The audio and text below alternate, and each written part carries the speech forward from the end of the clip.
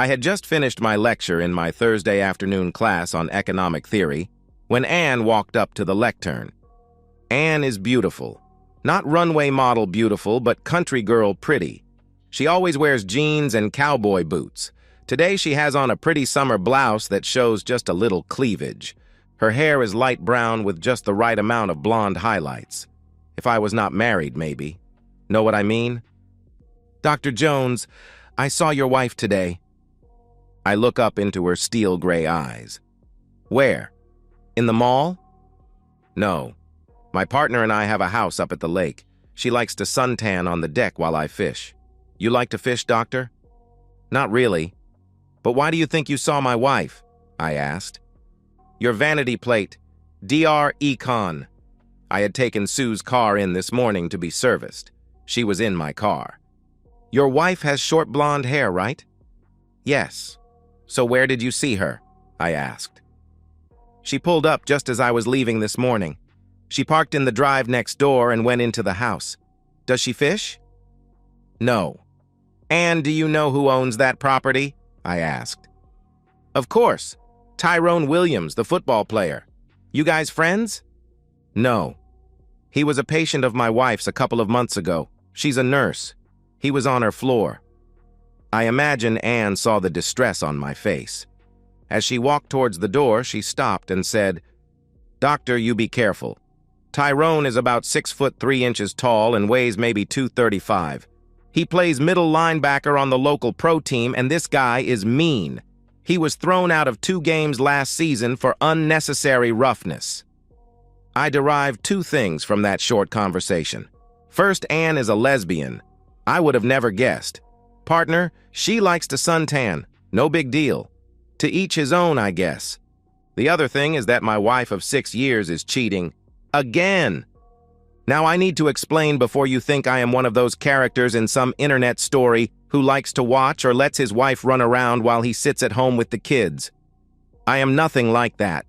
I met Sue the year she graduated from nursing school. I had just received my PhD in economics. Her dad was a big-time heart transplant surgeon and had made lots of money over the years. Sue had told him I was a doctor. When he found out that I was not a medical doctor, he was pissed. He demanded I sign a prenup. He was thinking I was after his money. Both Sue and I signed. I stuck our copy in a drawer where it stayed for the next couple of years. Sue got pregnant and had our baby girl during our first year of marriage. No problems. Dr. Hart, his vanity plate, helped us buy a nice house, and everything was going as we had planned. Then when Sue stopped breastfeeding, her pretty breasts pointed to the floor. She worked a deal out with a plastic surgeon at the hospital and had a boob job. I did ask about the costs. She told me not to worry, she had worked out a deal with the doctor. I asked what kind of deal. "Just something between medical professionals," was all I got for an answer. About a week after her boob job, I had to drive her to the hospital for her first post-op exam. When the nurse called her name, I got up to go with her. The nurse stopped me and said only Sue was allowed back with the doctor. Then Sue and she exchanged a smile. What the hell was that about? Okay. I sat down and waited. It seemed like it took a long time. When Sue finally came out, she was grinning, and this doctor was also grinning. When he saw me, he had this funny look on his face, like he knew something I didn't. In the car, I noticed that Sue had used a mouthwash. I asked about that. When he took off the bra and the bandages, he squeezed my breasts really hard. It surprised me and it hurt. I threw up in his sink from the pain. This mouthwash is standard in the hospital. It's under every sink. I thought, okay, I can believe that. When I got home, I ordered one of those DNA kits. I had my baby girl checked. I am the father. A few more times over the next 5 or 6 months, I smelled that same mouthwash on her breath. When I asked, it was always, I had the spaghetti for lunch, or the tacos. I believed her. I mean, she didn't want to have bad breath when tending to her patients, right? I drove by the hospital parking lot on my lunch hour. Her car was always there. About 5 months later, she made a strange remark at supper. I guess Dr. Bells, the plastic surgeon, is out of my life. He accepted a job with a clinic on the West Coast. He, his wife, and kids have moved. I did ask why she said he was out of her life, and she said that she just meant that if she had any problems with her implants, she would have to look for another surgeon. Yeah, right. Things cruised along fine for the next year or so. Now I did smell that mouthwash on her breath a few times. But what should I have done? I would look like a fool in divorce court complaining about my wife's mouthwash. If I was going to enforce the prenup, I had to have irrefutable proof that she was cheating. On our daughter's 3rd birthday, I went and picked up little Becky and drove over to the hospital. We were going to have a birthday celebration at Mickey D's, my daughter's favorite restaurant. There on the steps at the side entrance was Sue. There was another man standing close to her. Too close. It looked like they were having a deep conversation. I blew the horn and she turned and looked surprised to see me. She said something to this guy who looked to be Chinese, then ran to the car. When she got in, I asked her what that was all about. "Oh, that's just Feng. He's one of the students here. I gave him a bad grade on his bedside manner and he's pissed. He'll get over it. He graduates in a month and then he will be someone else's problem." We made it to the restaurant and had a nice celebration. I took Sue back to the hospital and Becky back home to the nanny. I made it back to the university in time for my afternoon classes. The next morning I called the hospital. They are not a teaching hospital. Sue lied. Still no proof of anything. For the next year and a half, life was great. Sue was always home when I got there, and though I did smell the mouthwash on her breath every now and then, I wrote it off to her having a chili cheese dog at lunch. A couple of months ago, she came home all excited. There was a celebrity on her floor. Tyrone the Beast Williams was in the hospital undergoing some tests. He was a professional football player. He had been an All-American in college then. For the first 3 years, he was All-Pro. I do not follow football, so I was not impressed. I should have been. This is the same Tyrone that Anne said owned the house next door to her on the lake. The house my wife had visited this morning. I get home and find our daughter, who is almost 5 years old now, sitting in front of the television watching a cartoon movie. "Where's Mommy?" "She has a headache and is upstairs in your bedroom." I start thinking. Thursday is what she calls one of her me days. She is off work, and instead of staying home with her baby girl, she goes shopping, has lunch with a couple of her friends from the hospital, then is home by the time I get here at 5 p.m. I need to check something. In my home office, I pull up my diary. There it is. Every Thursday for the past 7 Thursdays, she has come home with a headache or some other excuse for why we cannot make love. Usually it is Saturday, or on a couple of occasions it was Sunday before we made love. I feel stupid. I should have picked up on that. But now that I know, I may be able to get that irrefutable proof that my attorney said I would need. I knocked on the bathroom door and asked if she was all right or needed anything. She said no, that she just needed to relax and see if her headache would go away. She asked me to take care of Becky tonight. I agreed and went back downstairs. The nanny had left supper for us, so I fed the baby and then got her bathed and in bed. I killed time on the internet finding out all I could about Tyrone Williams. At around 11 p.m., I showered and went in and got in bed next to Sue. I knew she was awake, but she was pretending to sleep. I let her continue pretending. The next morning, she was up early and off to work. I got a kiss and was told to have a good day. I had a plan. I went to the university and asked my grad assistant to take my morning class. He was happy to do it. Then I lied and asked to borrow his car. I drove up to the lake. I parked down the street from the house I wanted to check out. It was locked up tight. There were shades on all the windows, and it looked like there were drapes behind the shades. No way was I going to get a photo of what I know is going on inside every Thursday. I need another plan. I could wait until they are inside, then kick in the front door and start taking pictures. Yeah, that will work. Not. Tyrone is a violent man existing in a violent world. I am 5'10" and weigh maybe 180. I have never been in a fight in my life. This guy could kill me and he would not go to jail. I would be the one charged with home invasion if I lived. I walked back to the car. I thought I saw someone peeking out the window of the house next door, but I could be wrong. On the drive back, I started remembering everything I had read about Tyrone last night. He is married, maybe I could solicit help from her. Back at the school, I got a call from Sue. She was going to work a double, meaning she would be home around midnight and, you guessed it, too tired to make love. After I had the baby in bed, I did a deep dive into Tyrone's wife.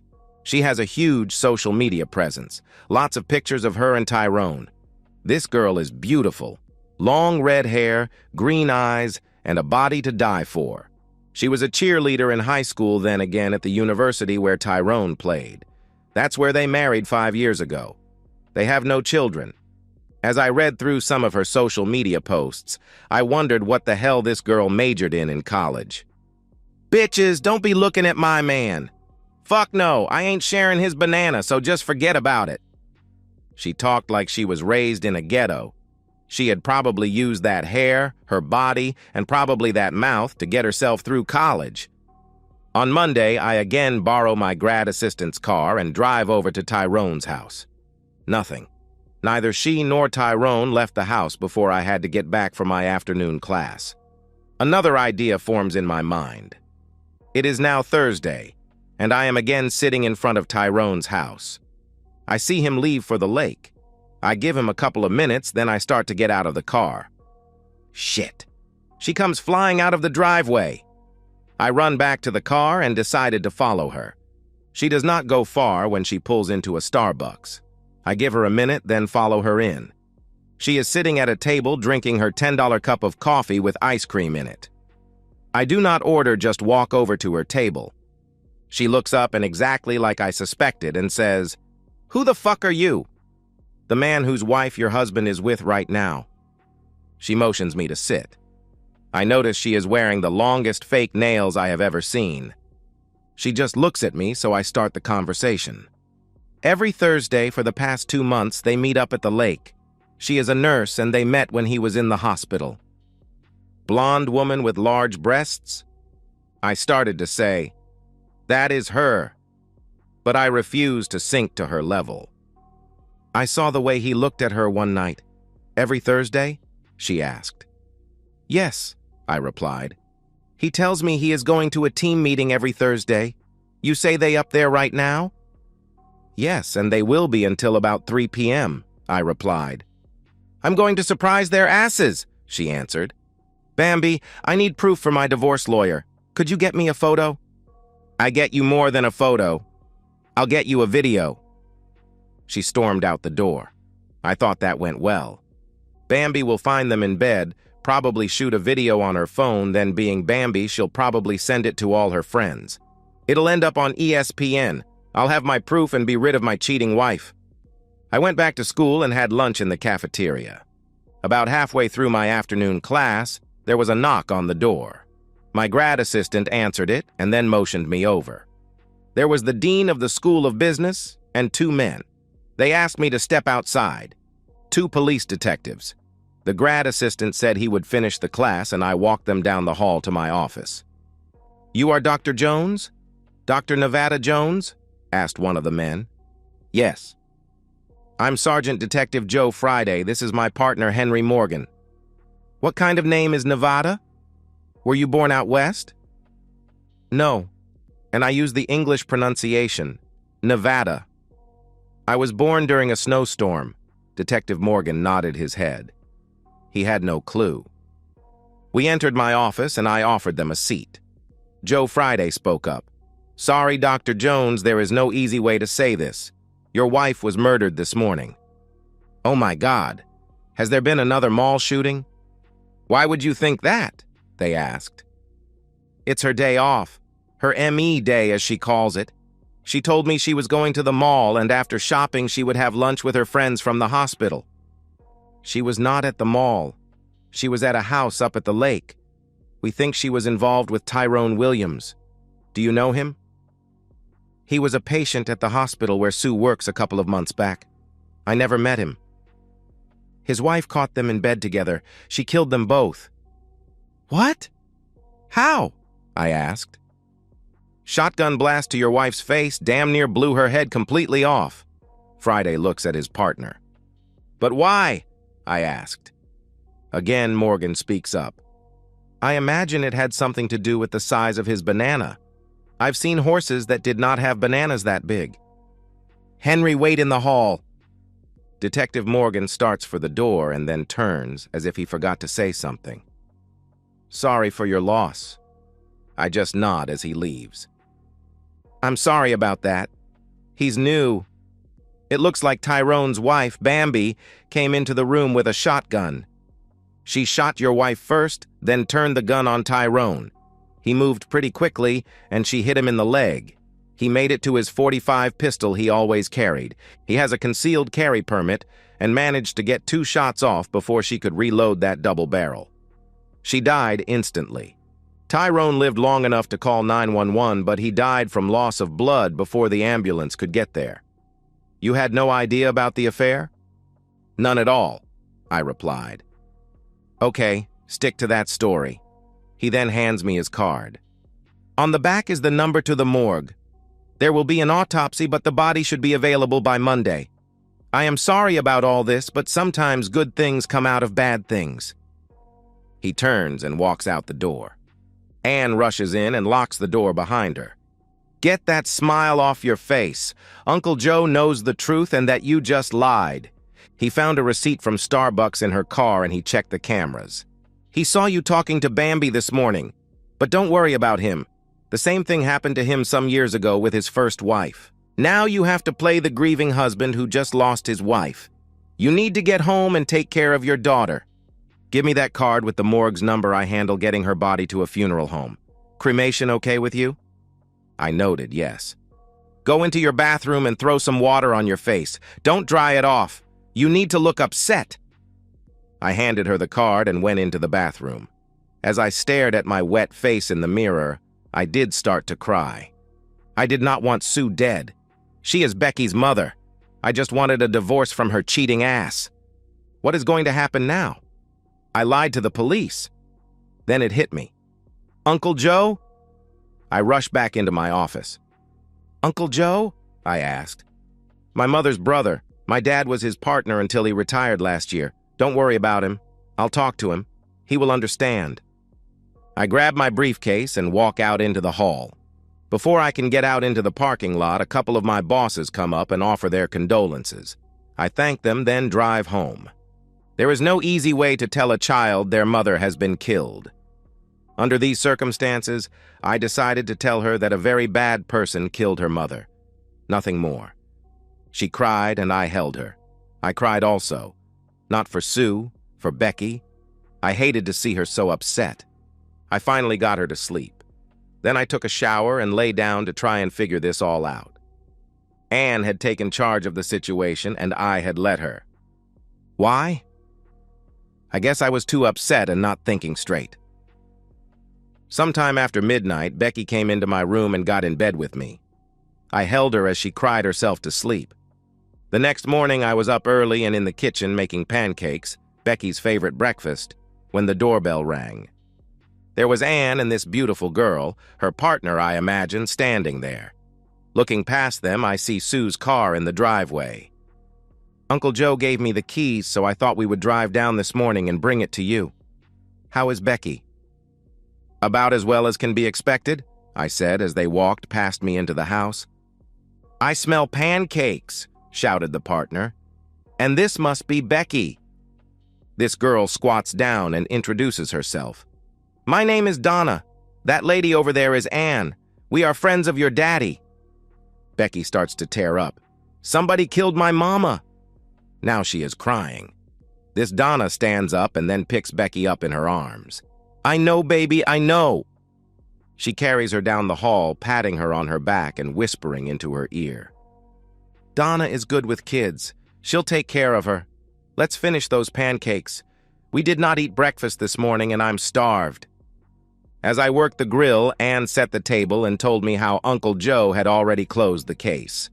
She said he advised me not to talk to the press, and if anyone asked, I was to stick to my story of not knowing anything about the affair. Donna and Becky came back into the kitchen. Donna had changed Becky out of her pajamas and into a cute outfit. As Becky ate her pancakes, she explained how Donna and she were going to look through all the pictures of her mama and pick out the ones for her funeral. I looked at Donna. She winked at me. Then we are going shopping for a new dress for the funeral. I have to look pretty for mama. Again, a wink. I told you she is good with kids. That's what we did. For the next couple of hours, Donna and Becky looked through every photo we had of Sue. They selected one that was just a headshot of Sue. She told Becky they would get that one enlarged and sit by the urn with her mama's ashes. Then they selected 5 more that would be framed and set on the table. They were of happier times. One was when Becky was born, another was of all 3 of us on vacation at the beach. Then there was one with just Sue and Becky. That one was Becky's favorite. By the time they had finished going through all the photos, it was lunchtime. Becky suggested Mickey D's, and we all thought that an excellent idea. The restaurant had a playground, and while Donna and Becky played on the swing set, Ann and I watched out the window. Donna would make a great mother for Becky. Without thinking, I said, "Yes, she would." Then I looked at Ann. I started to apologize. "I didn't mean..." She took my hand. "I don't mind sharing." I guess by now you can figure out how this story ends. Ann took care of the funeral arrangements and Sue was cremated. At the funeral, I gave her ashes to her father, Dr. Hart. I also reminded him that Becky was his only granddaughter and that he could see her whenever he wanted. It was not his fault his daughter was a lying, unfaithful wife, and it had taken me 4 years to finally catch her. Donna was a good mother, not only to Becky, but to our 2 kids also. Ann? Well, Ann stayed for almost 3 years, then she moved on. She still visits every now and then. Our kids all her Aunt Ann. Donna and her take long lunches sometimes. I don't mind sharing, but only with Ann. And that's the end of today's story. If you enjoyed it, please give this video a thumbs up and drop a comment below. Your support helps the algorithm push my content further. If you're new to the channel, don't forget to hit that subscribe button. It really helps me keep creating more stories for you. Thanks for watching, and I'll see you in the next one.